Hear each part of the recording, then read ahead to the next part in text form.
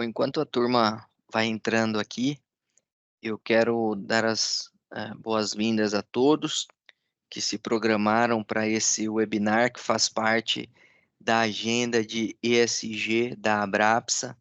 Muitos de vocês são associados já da Abrapsa, mas para aqueles que não conhecem, a Abrapsa é a Associação Brasileira de Provedores de Serviço de Apoio Administrativo e reúne empresas de BPO do Brasil inteiro.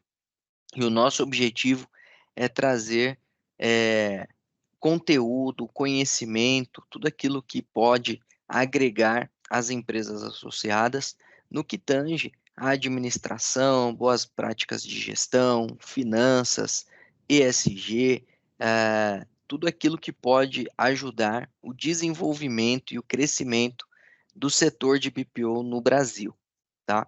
A agenda ESG foi estruturada no ano passado pela associação em função da importância deste tema para todas as organizações.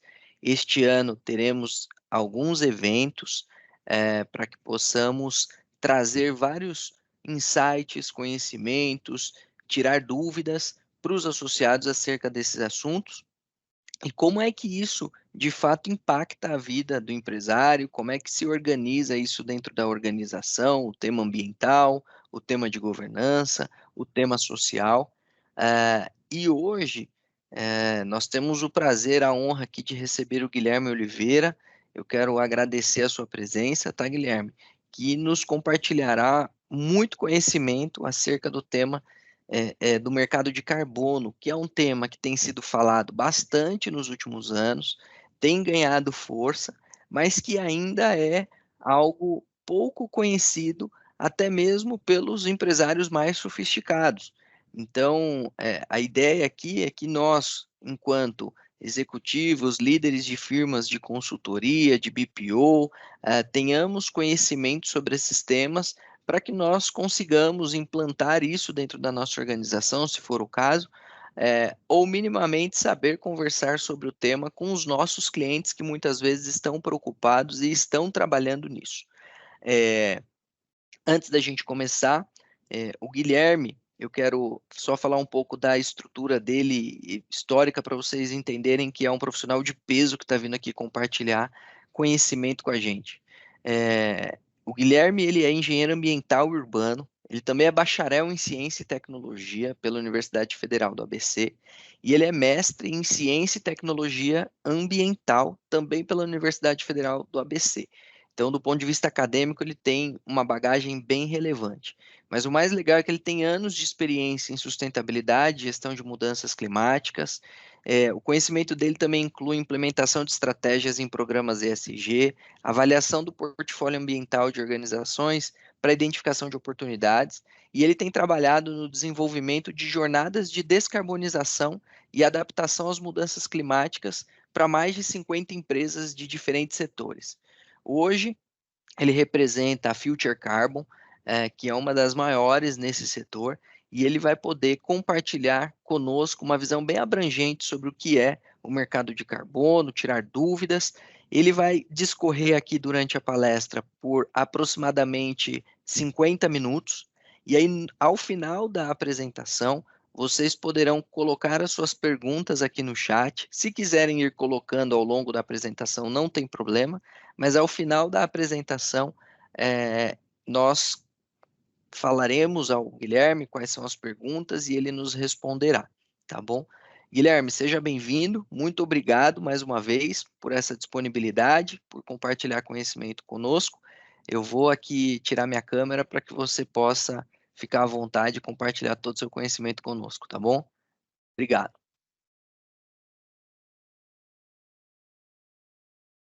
Obrigado, Leonardo, pela introdução. Obrigado a todos pela presença. Sou o Guilherme. Como o Leonardo comentou, aqui nos primeiros 50 minutos, vou discorrer aqui sobre o mercado de carbono. E no final, fiquem à vontade aí para tirar dúvidas, ligar o microfone, escrever aqui no chat para a gente conversar um pouquinho, tá? É, Esse material que eu vou apresentar hoje também será disponibilizado para vocês, tá bom, pessoal? Compartilhar minha tela.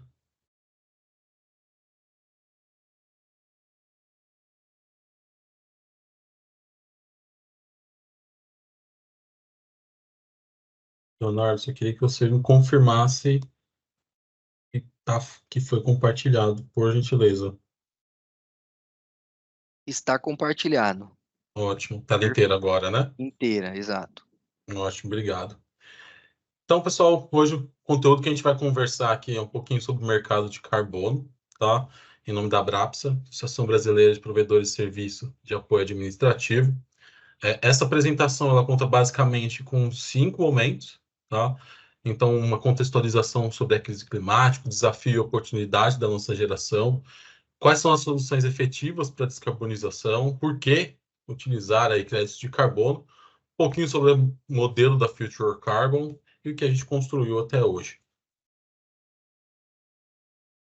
O primeiro tópico é sobre a crise climática, então desafio e oportunidades para a nossa geração. Então, o primeiro ponto muito importante aqui é a gente entender sobre o aquecimento global, né? A gente tem o efeito estufa, que ele é um fenômeno natural e ele é fundamental para a manutenção da existência na vida na Terra, porém, ele tem se intensificado.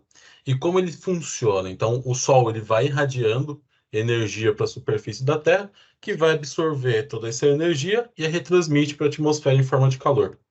Os gases que estão ali na atmosfera absorvem parte desse calor e o retransmitem novamente para a superfície.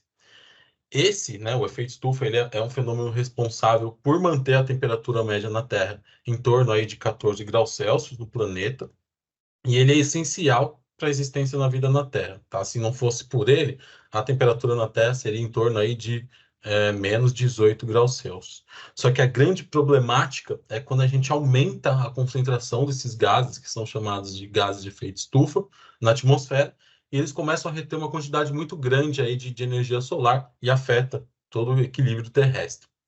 Então, esse recorde na concentração de gases oriundos aí de atividades humanas é uma evidência científica muito forte que o aquecimento global ele é um resultado muito mais de ações antrópicas do que por efeitos realmente naturais. Então, o aquecimento global ali de 1880 até 2020, a gente é a primeira geração a sentir os impactos das mudanças climáticas e a última geração que pode fazer algo sobre isso, tá? Desde o início aí da era industrial, a gente teve um aumento aí de 1,4 graus Celsius na temperatura média na Terra. Mas quando a gente fala de temperatura, aqui a gente está falando de temperatura média na Terra, então determinadas regiões do planeta, isso pode gerar aí um aumento de 3, 4 graus Celsius em determinadas regiões, tá? Um ponto super importante da gente conversar também, e que trata de todas as questões climáticas aqui, baseia muitas das questões climáticas que a gente tem hoje em dia, é o Acordo de Paris. O Acordo de Paris, ele é o mais recente tratado internacional, que foi adotado ali em 2015, durante a COP21, onde 196 países se comprometeram aí com o objetivo de limitar o aquecimento global até 1,5 graus Celsius até 2100, para que as consequências das alterações climáticas elas não se tornem aí cada vez mais prejudiciais para todo o planeta. Então, atualmente, como eu comentei, a gente já vive aí no aumento de temperatura de 1,4 graus Celsius. E só para colocar um pouquinho em perspectiva para vocês, o mundo ele nunca experimentou um aquecimento global de mais de 2,5 graus Celsius nos 3 últimos milhões de anos. Então, todo o desafio que a gente tem das mudanças climáticas, ele é produto do nosso modelo de desenvolvimento, que hoje é basicamente aí associado a uma queima de combustível fóssil, né? E esse é o desafio do século aí da gente conseguir frear a crise climática e desenvolver aí um novo modelo de crescimento que não seja tão atrelado aí a um aumento de emissões. Mas o que é net zero, né? Então, acho que vocês devem ter ouvido muito já esse termo, né? Empresa net zero, a empresa vai se tornar net zero em 2040, 2050, né? O que é isso? Então, simplificando, é uma expressão que ela traduz para o português emissões líquidas zero. Então, significa aí reduzir as emissões de gás de efeito estufa para o mais próximo possível de zero e remover as emissões remanescentes da atmosfera.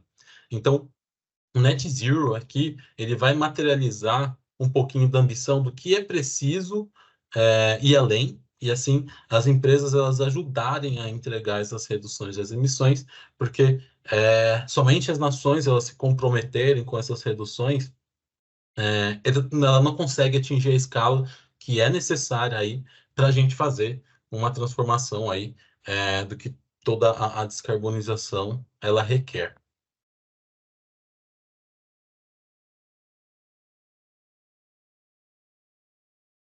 E qual que é a corrida para o Net Zero, né? Então, como que as empresas elas estão buscando aí o Net Zero?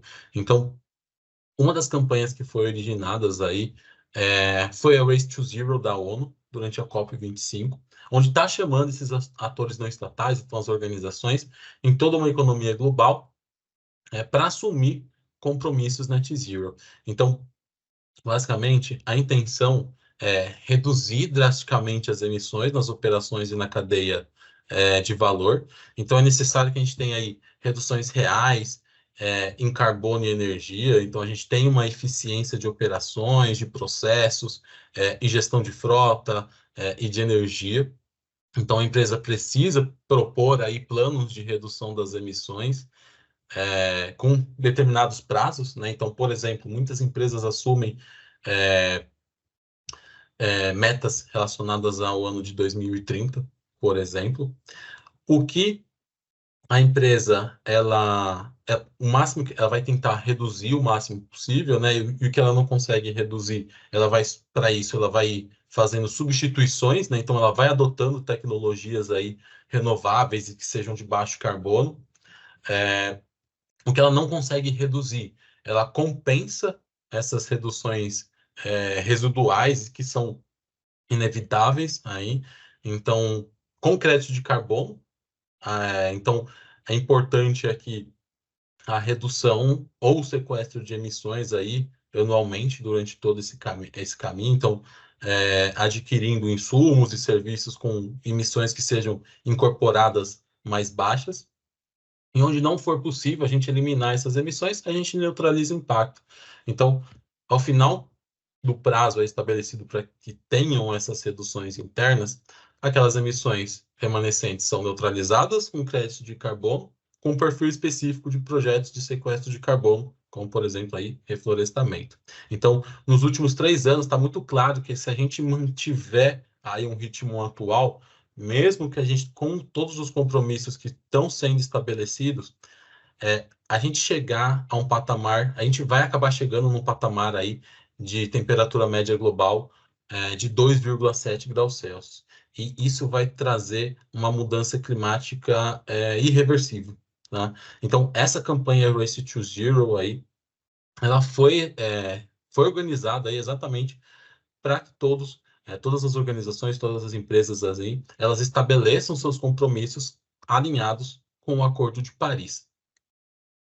Então, os governos eles têm a maior parte da responsabilidade de atingir as emissões líquidas zero até meados do século, então principalmente os países que compõem o G20, mas a gente precisa urgentemente que todas as empresas, investidores, cidades, estados e regiões também cumpram as suas promessas de emissões líquidas zero.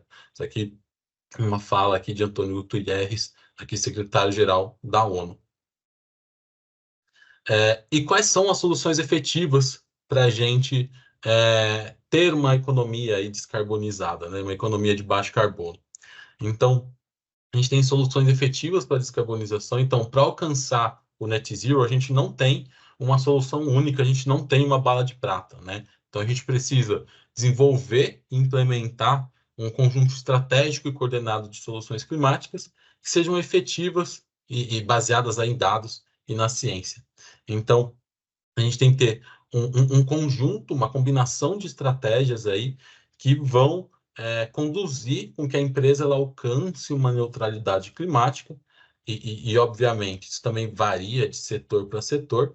Então, é necessário que a organização ela entenda as rotas tecnológicas de descarbonização e aquelas que também são efetivas e mais custo-efetivas.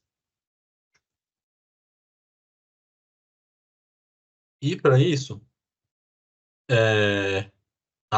avaliando, né, essa efetividade das soluções climáticas, além de uma perspectiva de tempo e de setor também, é muito importante olhar para o aspecto do perfil de emissões de cada país. Enquanto a gente tem países mais desenvolvidos aí, onde a maior parte das emissões ela vem de uma matriz de queima energética, queima de combustível fóssil, no Brasil, o principal driver de emissões é o desmatamento e o uso do solo pela agropecuária. Então, uma boa notícia, né, nisso tudo é que as principais emissões mundiais elas estão concentradas em alguns países. O Brasil é um deles, né? Então, se a gente consegue atacar esses países aí que são os principais emissores, a gente consegue adiantar muito desse trabalho, tá? Então, como comentado, o Brasil ele tem um perfil emissor diferente de outros países, né? O Brasil está entre os principais emissores, mas tem esse perfil bem diferente aí quando a gente compara com China, Índia, tá? Que tem uma pegada muito mais relacionada com essa questão aqui de matriz energética, queima de combustível fóssil, tá? Sim, a gente ainda tem as nossas termoelétricas, né? Que elas são muito necessárias para algumas partes do país. Isso não é o ideal, né? Mas o nosso principal foco aqui, nosso principal problema aqui em relacionado às emissões, está relacionado à conversão de florestas, ao desmatamento, às emissões da agropecuária, né? Então, cerca de 3/4 aí de toda a nossa pegada, ela está relacionado como a gente usa o nosso território, como a gente usa o nosso solo, tá?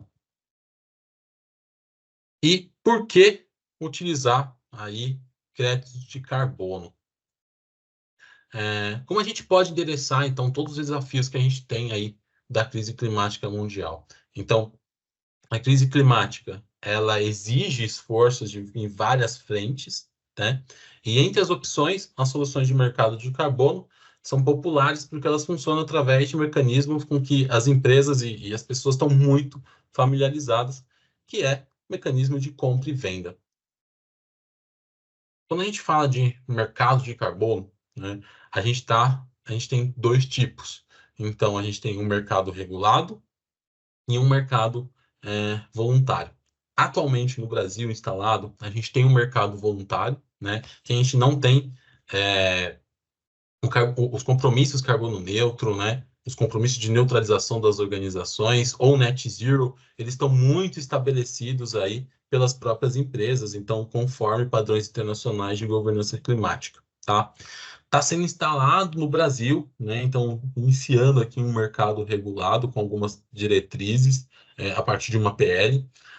Que aí, quando um país ele tem um mercado regulado, a gente tem uma demanda que é estabelecida por uma legislação definida por um governo, né? E aqueles que não conseguem se manter dentro de um teto ali de emissões podem comprar permissões excedentes de players que conseguiram, né, atingir o teto, ou comprar créditos de carbono aí para compensação dessas emissões. É, essas ferramentas aqui para combater a crise climática, é importante destacar que o mercado de carbono ele não é a única e nem tampouco também a melhor estrutura para combater a crise climática, né? Ela é uma ferramenta dentro de uma caixa de ferramentas, né? Muito mais ampla que inclui também políticas públicas, comando e controle, acordos internacionais, financiamento de desenvolvimento. Então, tem muitas ações que podem auxiliar aí uma redução das emissões, em especial as que estão sendo conversadas aí em âmbitos de acordos internacionais, mas nenhuma delas é tão amiga do setor privado como a questão aqui realmente do mercado de carbono, tá? Então, diversas empresas no Brasil, devido às suas práticas ESG, da sua cultura, demandas vindas aí de matrizes estrangeiras, elas estabelecem suas metas voluntárias de reduções de emissões de GE. Então, há algumas situações que as emissões elas superam e que elas podem manter manter as suas emissões dentro de uma meta. Então, quando a gente fala aqui desse mercado voluntário, ele pode ser um mercado muito eficiente aqui para trazer essa solução e tem basicamente a sua origem aí em projetos socioambientais ou projetos que reduzem ou evitam emissões de gás de efeito estufa, tá? E aí esses projetos, um pouquinho mais para frente da apresentação, eu vou comentar sobre as naturezas deles, mas esses projetos estão associados aqui com diversas naturezas, tá? Então, uma operação aí numa área degradada, projetos relacionados à eficiência energética, de remoção, dentre vários outros, tá? Porém, esses projetos, eles têm que promover algumas garantias básicas aí, que realmente eles estão reduzindo ou evitando as emissões, tá? Então, a gente tem uma série de atributos que os projetos eles têm que apresentar aí para garantir uma robustez, uma integridade aí em relação a esse propósito de redução das emissões, redução e mitigação dessas emissões, tá? Nas últimas décadas, a gente tem assistindo aí enormes esforços aí para estabelecer e desenvolver um mercado voluntário que seja muito eficaz, né? O que permitiu aí investimentos consideráveis em vários tipos de soluções climáticas. No entanto, à medida que a descarbonização ela vai sendo acelerada aí em toda a economia global, a gente prevê uma busca aí, né, de créditos de carbono, sempre em crescimento, né? Assim como também uma necessidade de crescer e fortalecer ainda mais esse mercado para satisfazer toda essa procura. Então, apesar do potencial, o Brasil ele fica em quarto, né, num ranking aí de originadores de projetos voluntários, né? Atrás de países como Estados Unidos, China e Índia, né?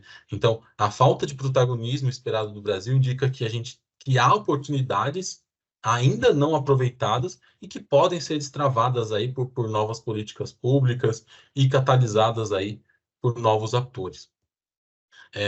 Ali no finalzinho do ano passado, a Câmara dos Deputados ela aprovou um projeto de lei que regulamenta o mercado brasileiro de reduções de emissões, né, que é conhecida como PL do mercado de carbono. Então, ela vai ser muito aplicado aí a operadores, pessoa física, pessoa jurídica, que emitam ou que possam emitir gás de efeito estufa, seguindo basicamente uma mesma dinâmica aí de sistemas que já estão muito consolidados aí em outros países, como países membros da União Europeia, onde o governo ali ele vai estabelecer uma quantidade máxima de emissões para os setores que são regulados por ele, né, e vão distribuindo aí essas permissões para esses devidos agentes, tá? E aí, tendo em conta de vários benefícios, né, o comércio das emissões, ele tem desfrutado de uma popularidade cada vez mais crescente. Então, é uma resposta que vem sendo bem escalável aí, e eficaz em termos de custos às alterações climáticas, tá?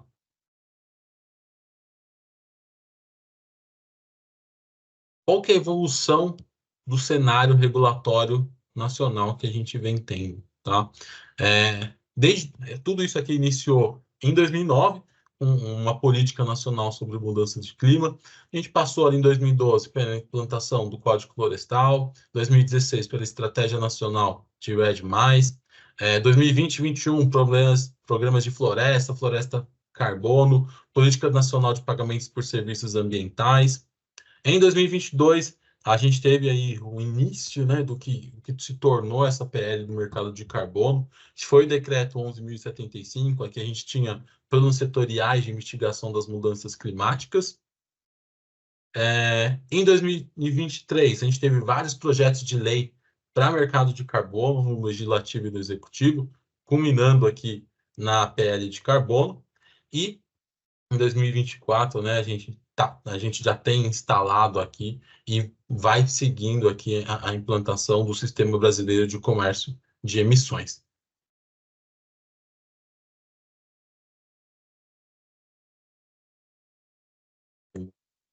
Isso.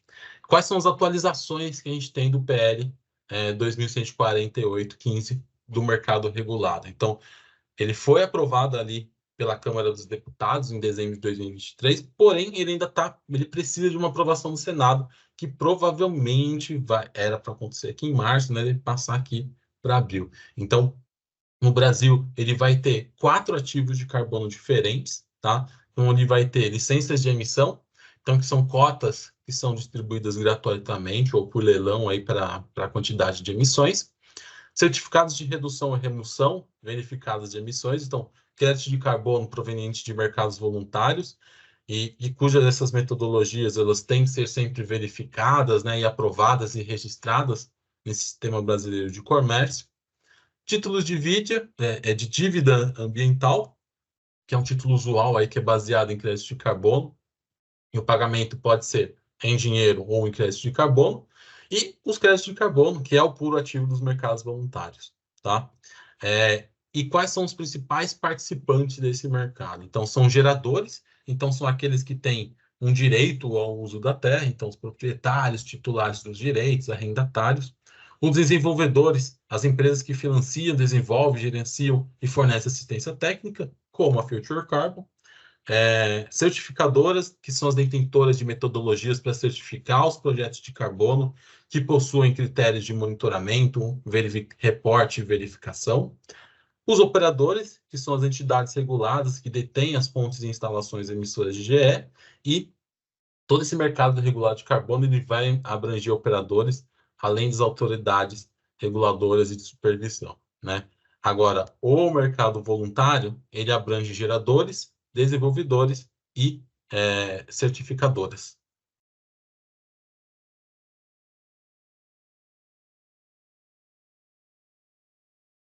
E quem está sendo obrigado, né, a participar do sistema brasileiro de comércio de emissões de gás de efeito estufa, né? Quais serão os países, os tipos de empresa que estarão associadas a esse mercado regulado, tá? Então, basicamente, são operadores de instalações e fontes que emitam acima de 10 toneladas de CO2 por ano. Ainda tem alguns parâmetros que esse projeto de lei ele tem que trazer mais informações, né? Então, tem, às vezes, umas divergências aí, se essas 10 mil toneladas de CO2 serão por unidade da empresa, se é por organização, tá? Mas elas estão sempre associadas ao escopo 1 das emissões de uma organização, que são aquelas emissões diretas, né, da organização. E quando a gente fala de um inventário de emissões, são 3 escopos possíveis. O escopo 1 são as emissões diretas, que estão bem relacionadas à operação da empresa. O escopo 2, as emissões relacionadas à aquisição de energia. O escopo 3 são as emissões associadas a toda a cadeia de valor. Então, a cadeia de fornecedores, de insumos da organização, cadeia relacionada a clientes, tá? Então, essas empresas, né, esses operadores de instalações e fontes que têm acima de 10 mil toneladas, eles têm que submeter um plano de monitoramento ao órgão gestor e enviar somente um relato das emissões e remoções de gás de efeito estufa.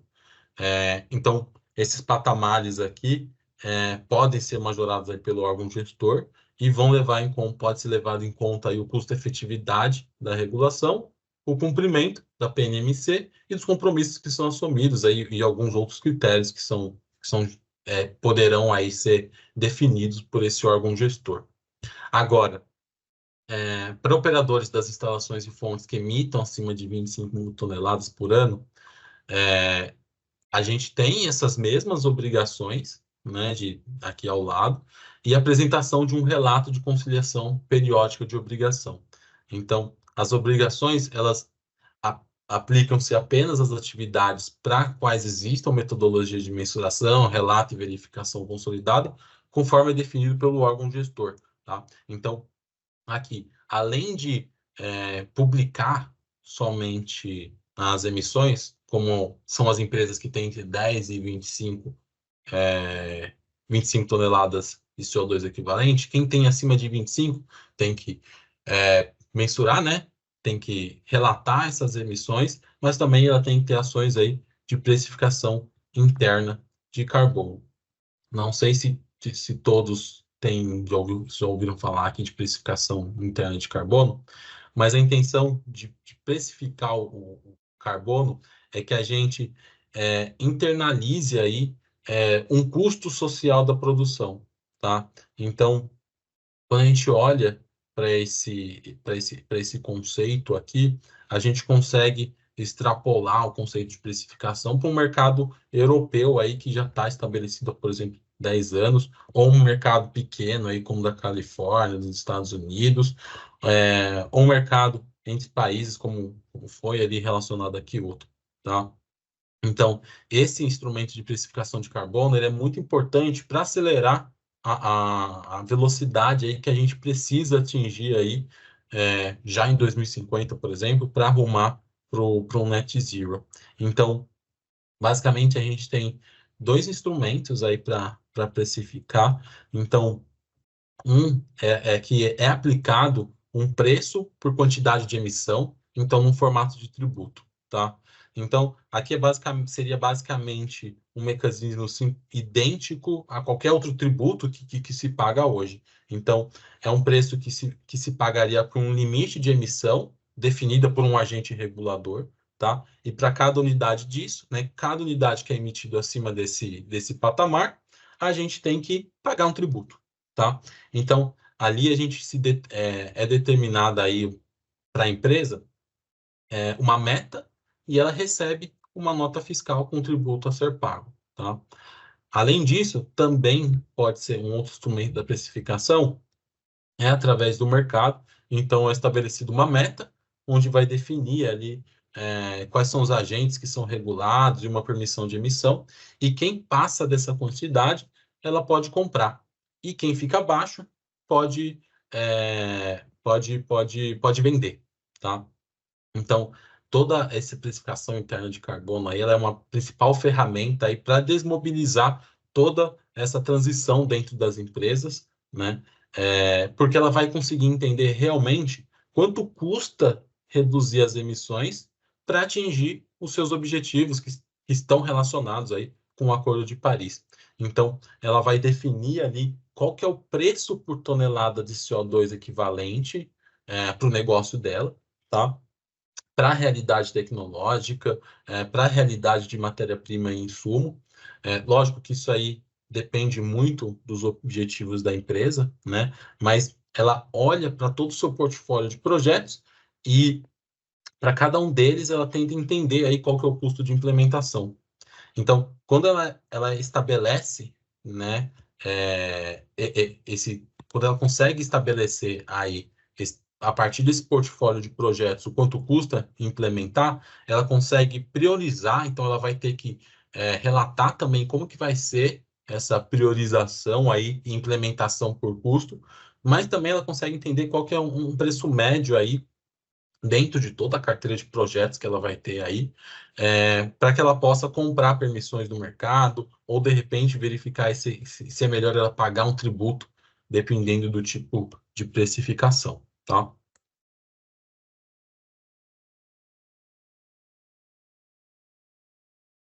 E quais são os setores potencialmente cobertos no Brasil, tá?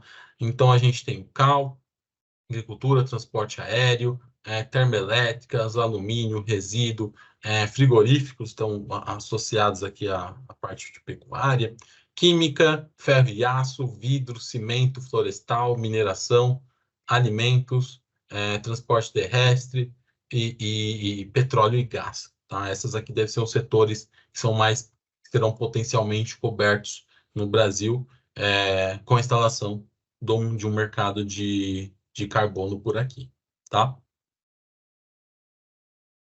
E aí, um contexto, né, muito importante, que eu acho que vocês também devem ter muito ouvido, é sobre o crédito de carbono. É, esse é um dos primeiros conceitos interessantes aqui para a gente falar, que o que é esse crédito de carbono? Então, esse crédito de carbono ele é o equivalente a 1 tonelada de dióxido de carbono equivalente, né? É uma medida de volume, então significa que esse gás ele saiu da atmosfera e foi capturado aí por árvores ou foi reduzido aí contabilmente quando a gente compara um cenário de alto carbono com um cenário de baixo carbono. tá? E aí, a diferença de emissões entre um cenário de alto e baixo carbono, por exemplo, de uma termoelétrica ou um parque eólico, é o que nos dá a quantidade de crédito de carbono que vai ser gerado por esse projeto ao longo do tempo, comparando aí com uma linha de base que aconteceria se a gente não tivesse realizado esse tipo de ação aqui, tá? Então, no mercado voluntário, o crédito de carbono ele é uma alavanca para financiamento de mudanças que mitigam as emissões por empresas ou indivíduos que têm o interesse aí de compensar as emissões, como o próprio carbono, mas também o metano e outros gases aí que estão associados àqueles gases de efeito estufa, tá? A gente tem alguns requisitos-chave para projetos de carbono. Então, uma atividade que ela reduz a emissão, ela precisa participar de projetos que atendam a alguns requisitos, tá? Então, por exemplo, supondo que a gente tem uma empresa que ela faz uma substituição de tecnologia, tá? Uma substituição de combustível, de energia, e que ela consiga aí reduzir as suas emissões de gás de efeito estufa. Em função disso, ela pode ter direito a essa redução convertida em crédito de carbono, tá? Porém, a gente tem uma série de outras questões aí que precisam ser garantidas ao longo de todo esse processo, e isso passa por um padrão de certificação que vai determinar aí alguns critérios que são mais específicos e quais são as metodologias para contabilizar aí a partir de métodos que são científicos. Eu não vou pontuar sobre cada um deles aqui, mas eu vou colocar como principalmente aqui o requisito da adicionalidade, tá? Que é um tema que está sendo muito conversado aqui, principalmente nas últimas COPs, tá? Que é justamente para entender por que que a gente precisa, por que que a gente vai precisar garantir a redução efetiva aí de gás de efeito estufa, e uma forma efetiva disso é de fazer, e só para a gente conseguir essa redução efetiva, a gente só conseguiria aí se a gente tivesse um incentivo econômico através desses créditos de carbono, né? Se a gente consegue comprovar que sem o crédito de carbono, essa melhoria nessa redução das emissões, ela não seria viável ou economicamente, ou para vencer aí algum tipo de desafio, ou simplesmente se ela está seguindo o caminho do business as usual. Então, se naquele nosso projeto da empresa ali, por exemplo, a gente não pode justificar que vai se economizar escolhendo uma energia eólica e ainda ganhar mais crédito de carbono, tá? A gente tem que sempre olhar para esse caminho. Então, da mesma forma que a gente não pode pedir crédito de carbono sobre um parque público, por exemplo, né? Primeiro, porque ele é coletivo, né? E segundo, que ninguém está querendo tirar as árvores do parque, né? Não tem nenhum tipo de adicionalidade. Então, a gente vai olhar para esses créditos de carbono, onde ele será necessário para que ele garanta realmente uma abundância positiva do ponto de vista de redução ou de redução de gases do efeito estufa. A gente tem múltiplos desafios que são endereçados de diversas formas.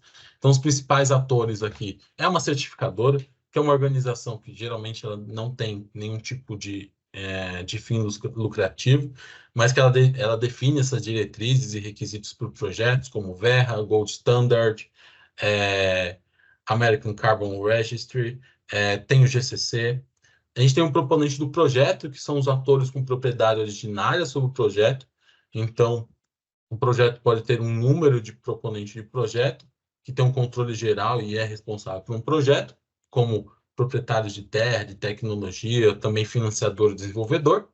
E desenvolvedores são organizações que têm um grande know-how aí para desenvolver documentos de projeto, como a Future Carbon.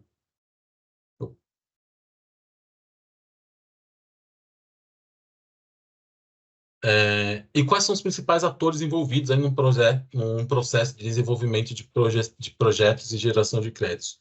Então, a gente tem processo de auditoria e validação de verificação. Então, são organizações que vão atuar aí como auditores independentes, como qualquer outra de certificação, por exemplo, de normas ISO, tá? que elas vão validar o desenho do projeto, verificar realmente se vão ocorrer essas reduções e remoções que são propostas nesse projeto. Revendedores, que são organizações ou indivíduos que negociam ou facilitam a transação de crédito de carbono. E os compradores, né, são aqueles indivíduos aí, organizações que adquirem esses créditos de carbono com o objetivo de compensar as emissões de GE.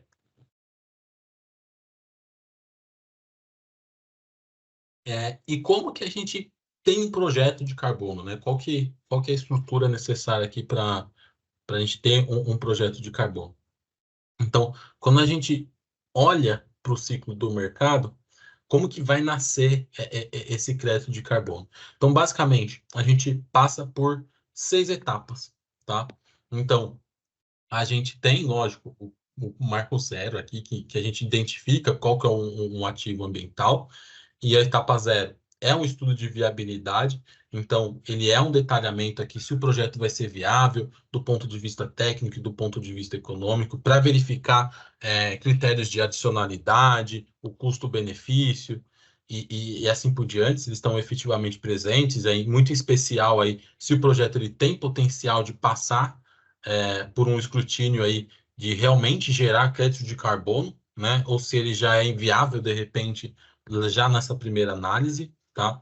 Nessa etapa aqui de estudo de viabilidade também a gente já é necessário avaliar se existe uma metodologia que já prevê, né, a aplicação daquele tipo de projeto. Caso não tenha metodologia, é possível também elaborar novas metodologias, tá?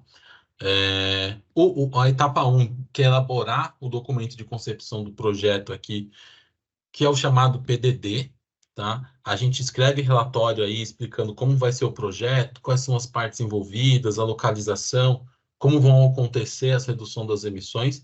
Então, aqui a gente prevê uma lógica, a hipótese do nosso projeto, eu aplico uma metodologia aí para os dados reais do projeto e prevejo aquilo que o projeto vai gerar, né? Lógico que aqui é só uma previsão, então assim a gente tem que seguir para para a etapa de validação e auditoria, né?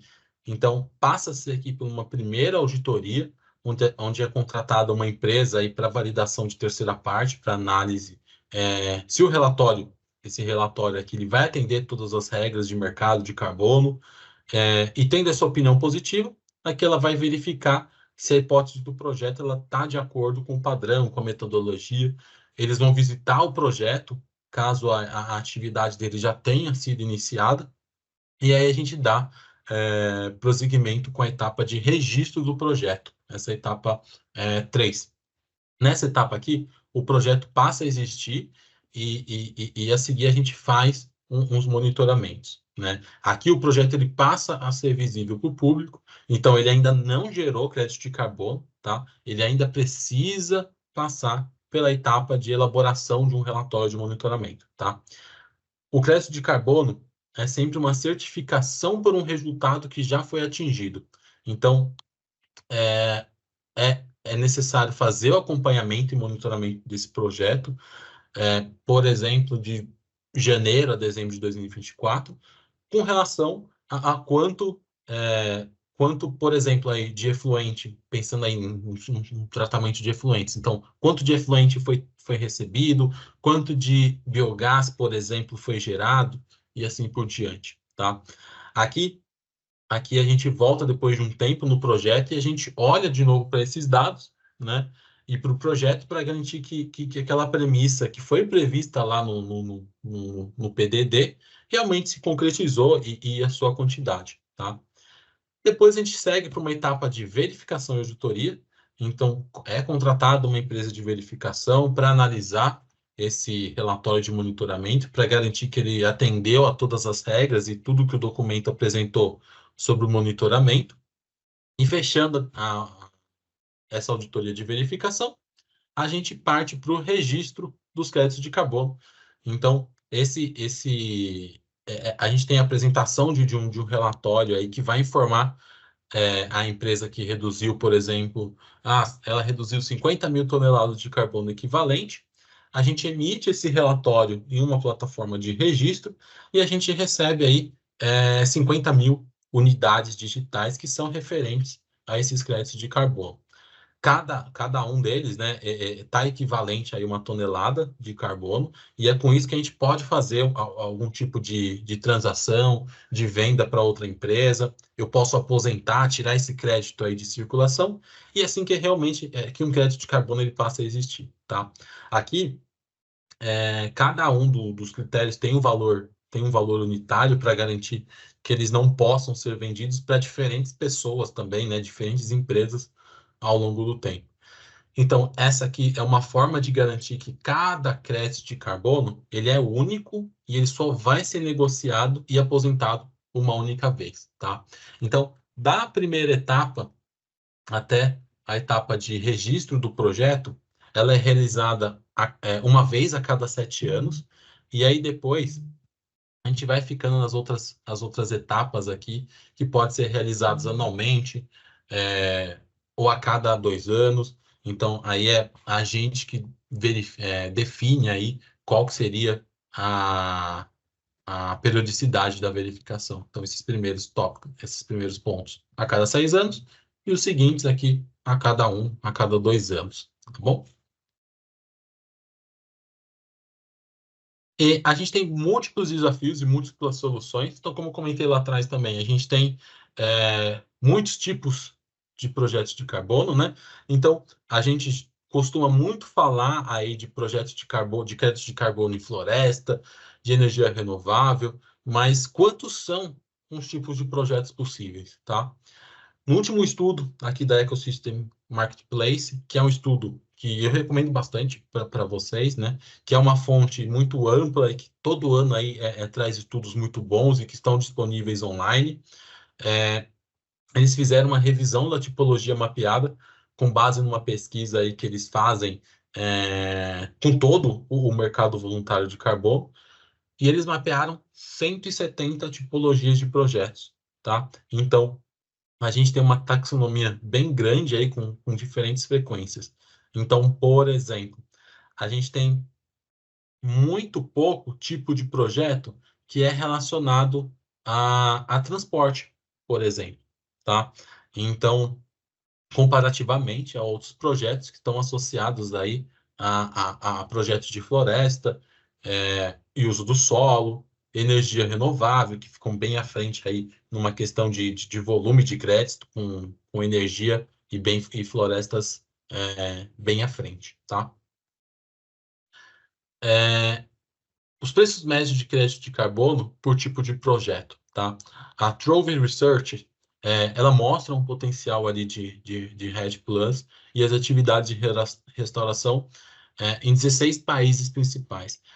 Então, os potenciais aí são em grande parte em função de uma área de terra dentro de cada país e das taxas históricas que estão associadas aí ao desmatamento.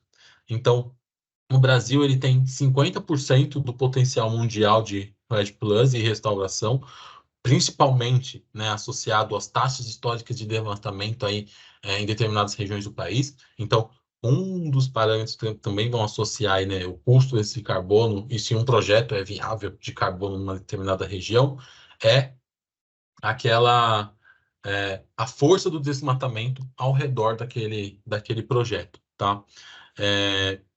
Então, o Brasil aí, ele tem 50% do potencial de REDD Plus e ele é seguido pela Indonésia e pela Colômbia em cerca de 10% cada um deles no potencial. E qual é o fator Brasil, né? Então, qual é o panorama dos projetos florestais que a gente tem atualmente no Brasil? Então, com 19 dos 78 projetos que tem de REDD no mundo e 4 dos principais projetos aqui de ARR emitindo créditos, os números de Brasil ainda são pequenos, né, mas eles estão em tendência de crescimento em relação a, por exemplo, 2021. E a previsão é assumir uma liderança de market share.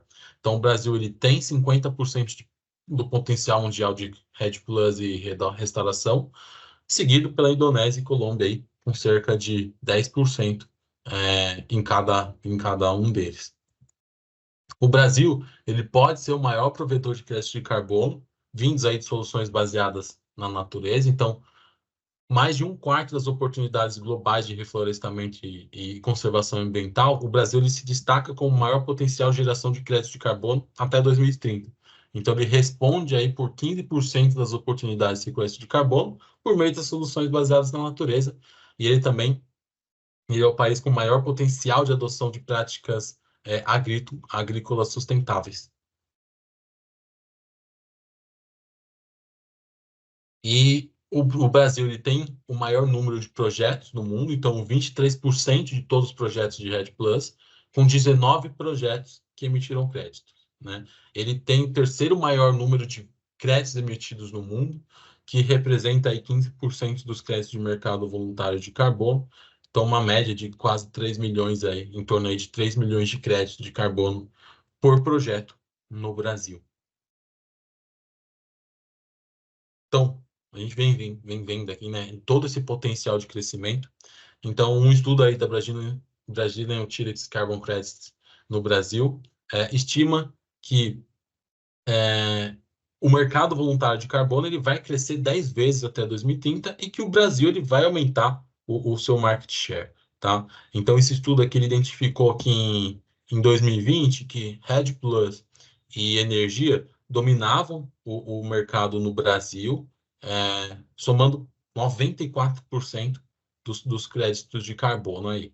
Então, a agricultura, ela representa aí 1/3 das emissões do país, ainda ela parece muito subexplorada, né? Então, a tropicalização aí de metodologias e novas políticas públicas que são voltadas aí para o setor e o biometano, por exemplo, podem destravar aí novas oportunidades. Então, olhando para um futuro, o estudo ele projeta, né, esse crescimento do mercado voluntário em cerca de 10 vezes aí.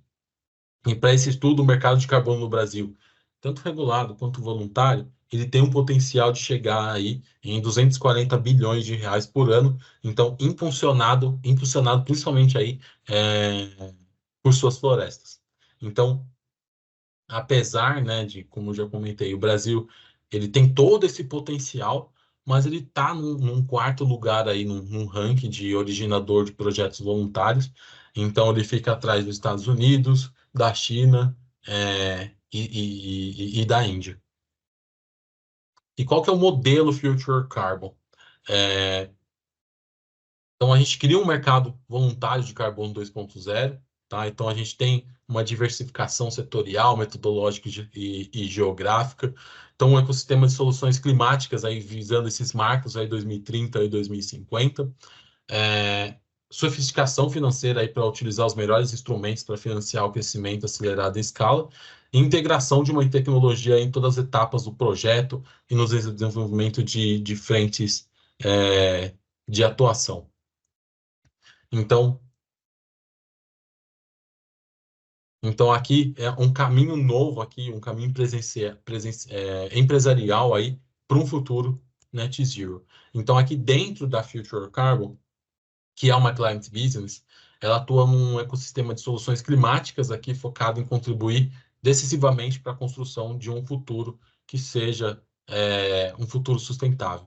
Então a gente tem aqui a agrocarbono, forest e energy, um desenvolvimento e implementação de diversos projetos de geração de crédito de carbono, em termos de metodologia, setores e regiões, cada um associado a um tipo de projeto. Então, agrocarbono relacionados a projetos de agricultura, pecuária, forest, manutenção de vegetação em pé, floresta em pé, energy, em projetos de energia renovável.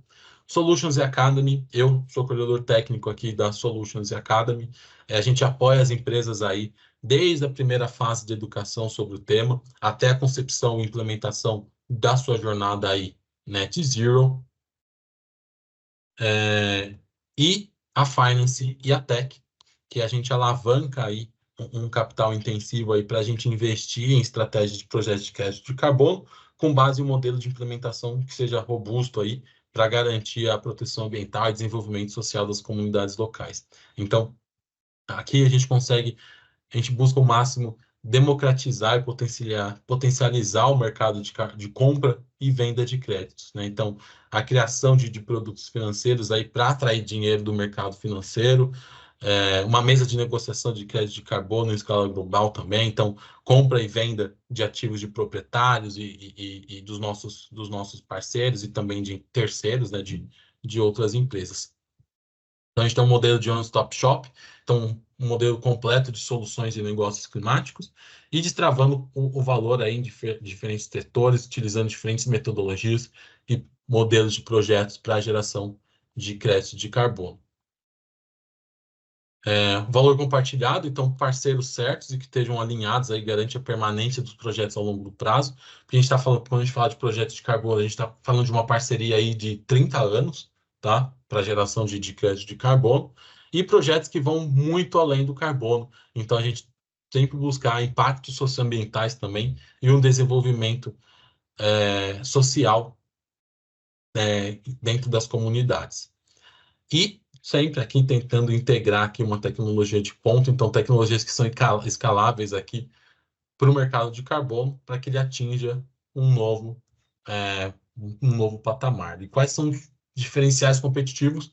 Então, uma visão de negócio que é orientada para estratégia e diversificação, uma capacidade de escala e crescimento acelerado. A gente tem um time muito experiente, né, em transversal, então, dentro de cada uma daquelas vertentes da Future Carbon. Então, um crescimento aqui de geração com caixa operacional, uma integração de tecnologia de eficiência e escala, e uma presença local com visão e participação global. E o que a gente construiu até aqui? Então, a gente tem, em apenas 2 anos, aqui a gente construiu o maior portfólio de projetos de crédito de carbono no Brasil. Portfólio da Future Carbon. Os nossos executivos aqui têm mais de 15 anos de experiência no mercado de carbono e finanças sustentáveis. E um portfólio muito diversificado. Então, desenvolvimento de projetos sobre diferentes standards nos principais setores de baixo carbono, como florestas, energia e agricultura. Então, a gente tem 36 projetos de carbono sob gestão, 112 milhões de toneladas de carbono sob gestão e 200 mil hectares de terra que são preservados. Um dos principais projetos aqui é o projeto Rio Preto, que ele fica localizado aí em Nova Marilândia, Santo Afonso, em Mato Grosso. Então, o projeto de crédito de carbono é para safras aí de 2021 a 2051. Então, é aquele prazo ali de 30 anos, como eu comentei para vocês. E ele está, por exemplo, aqui num status aqui de relatório de validação final. Então, a intenção da Future Carbon é realmente a gente fechar essa lacuna que a gente tem de carbono, né, e olhar sempre além do carbono, aí, sempre atuando aí em requisitos socioambientais, onde cada um desses projetos são instalados. Tá?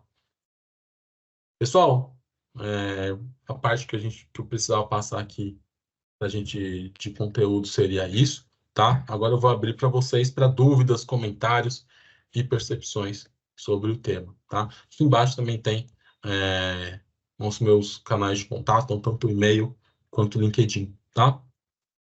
Pessoal, até o momento, então, muito obrigado aqui por me ouvir. Guilherme, muito obrigado. Apresentação nota 10, conteúdo bem detalhado. Tenho certeza aí que todo mundo que está nos acompanhando, assistindo, teve a possibilidade de compreender um pouco melhor sobre esse mercado, e com certeza vai sair daqui bem mais rico em conhecimento, né? Então, muito obrigado de coração. Já para começar, tem aqui uma pergunta do Saulo, lá de Vitória, no Espírito Santo. Ele diz o seguinte, Guilherme: na empresa que é geradora de crédito de carbono, ela faz tratamento de todos os tipos de resíduos, como apurar o crédito de carbono? Quanto à classificação, será um intangível ou no estoque? Então, acho que tem duas perguntas aqui, e ver como que você acha melhor explicar isso. Tá travado o seu áudio agora, Guilherme. Desculpa, estava no mudo. Não apareceu qual era o participante aqui, aparece para mim que é desconhecido. Quem É era o mesmo? Saulo, Saulo. de Vitória, isso. Então, ótimo, Saulo. Então, no mesmo tipo que a gente tem projetos ali relacionados à floresta, à energia, né? A gente pode ter projetos de carbono que são associados aí a efluentes, tá? Então, por exemplo, se a empresa ela tem um projeto de carbono que tem ali um biodigestor, por exemplo, né? O mapeamento é bem aplicável, semelhante àquelas etapas que eu propus ali, né? Aquelas 6 etapas, para validação, né, de quanto chega de efluente, de quanto o efluente está sendo tratado, de quanto de emissão não está sendo emitida na atmosfera, tá? É, quando uma empresa ela faz, né, esse crédito de carbono, né, ela pode offsetar, ela pode fazer um offset ou um insetting, né, desses créditos de carbono. Então, o offset é quando ela compra, né, crédito de carbono relacionado a essa parte de efluente de outra empresa, né, ou quando ela faz um insetting, que é além da sua cadeia de valor, tá? Só queria que você descrevesse um pouquinho, né, mais relacionado a essa pergunta sobre a classificação, se ele vai ser intangível ou no estoque, tá?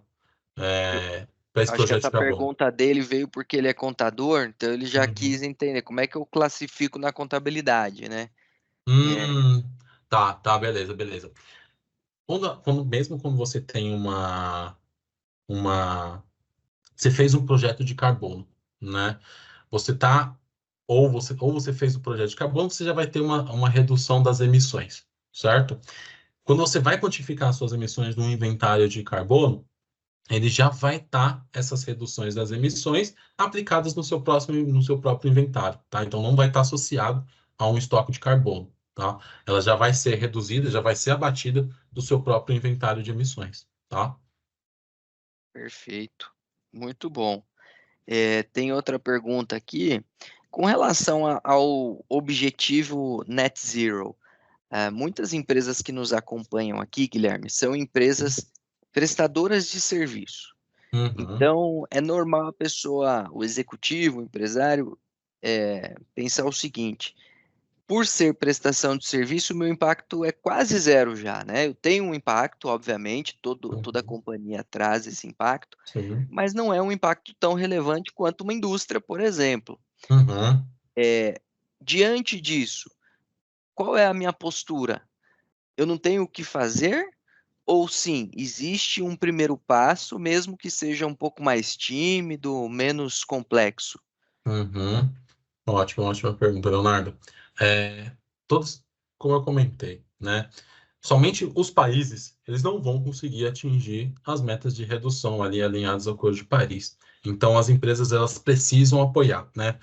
Lógico que uma atividade, uma empresa que tem aí um pouquinho mais associada a atividades mais corporativas, ela não vai ter o mesmo potencial emissor aí de uma indústria, de uma mineração, né, de uma empresa que tem uma operação logística, né? Mas essa empresa, ela faz parte da cadeia de valor dessas empresas maiores, né?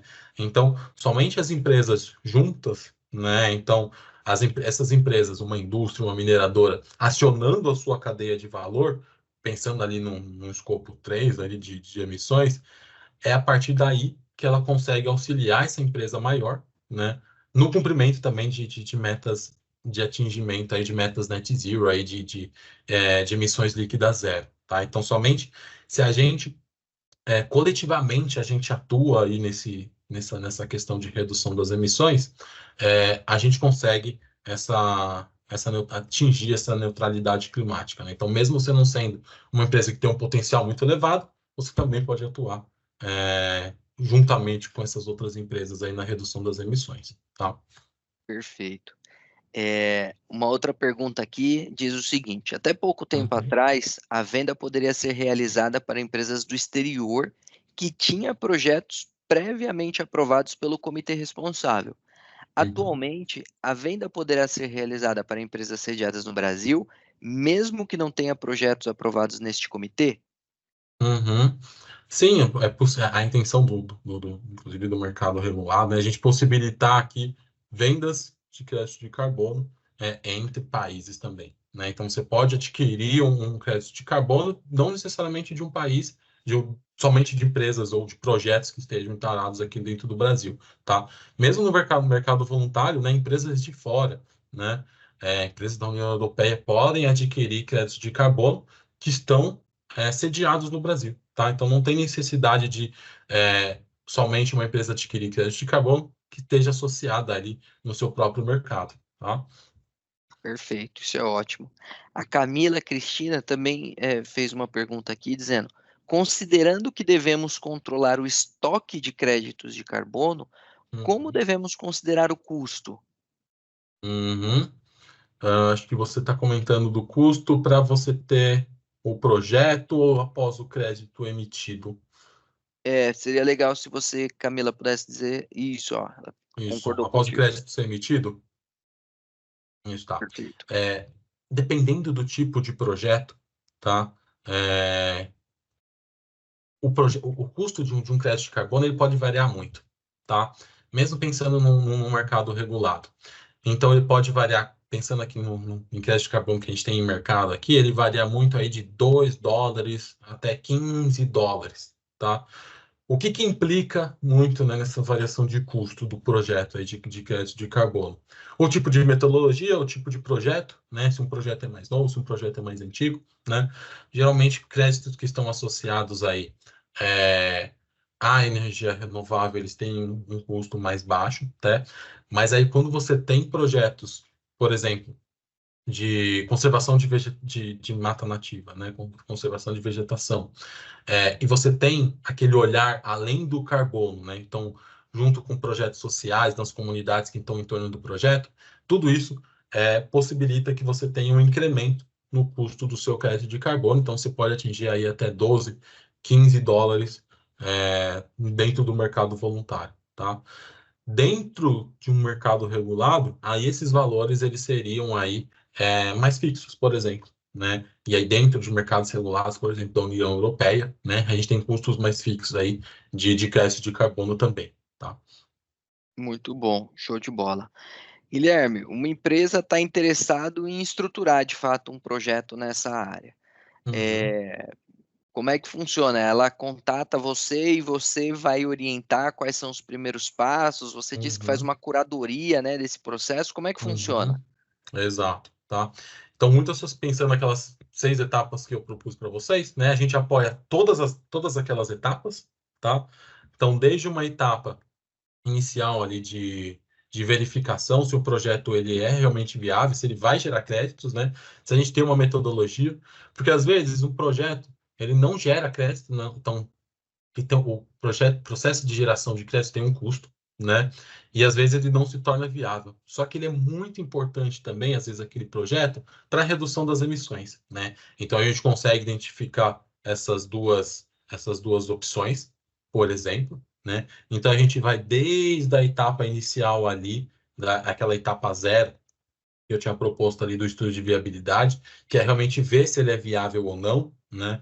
Então, tanto no ponto de vista técnico, tanto no ponto de vista econômico, então verificar todos aqueles critérios, né, de projeto que ele precisa atender, né? Se o projeto ele tem potencial, né? Então, se ele tem potencial de gerar crédito de carbono, se ele é somente ele vai reduzir a emissão, que já é muito importante, tá? Para contribuir aí coletivamente na redução das emissões. Então a gente vai desde essa etapa de estudo de viabilidade, desde a etapa zero, tá? Até o processo de registro dos créditos de carbono, tá? Então a gente atua aí em todas essas frentes, independente do tipo de projeto, tá? Como eu comentei, tem projetos que já têm metodologias aprovadas por standards, né? E a gente utiliza ali quando o standard publica, né? Quando é publicada uma metodologia aí, ela se torna pública, né? Então, quem fez a metodologia tem um custo, né, de desenvolvimento da metodologia, mas ela se torna pública. Mas também a gente pode avaliar aí a execução de uma metodologia específica para aquele projeto que a gente considera que tem aí uma viabilidade técnica para projeção aí, e geração de créditos de carbono, tá? Perfeito, muito bom. Pessoal, não sei se vocês têm mais dúvidas, mais algum comentário. Também a apresentação foi muito esclarecedora, estava bastante detalhada, então eu acredito que muitas informações aí já foram extraídas ao longo do bate-papo. E também a gente vai dividir essa apresentação, ao término aqui, a equipe da Abrapsa vai compartilhar com todos vocês esse material, e aí vocês fiquem à vontade para contatar o Guilherme, caso queiram tirar mais dúvidas, conversar. Tá? Também não vamos mais tomar seu tempo, Guilherme, porque já foi aqui uma hora e 10 de conteúdo.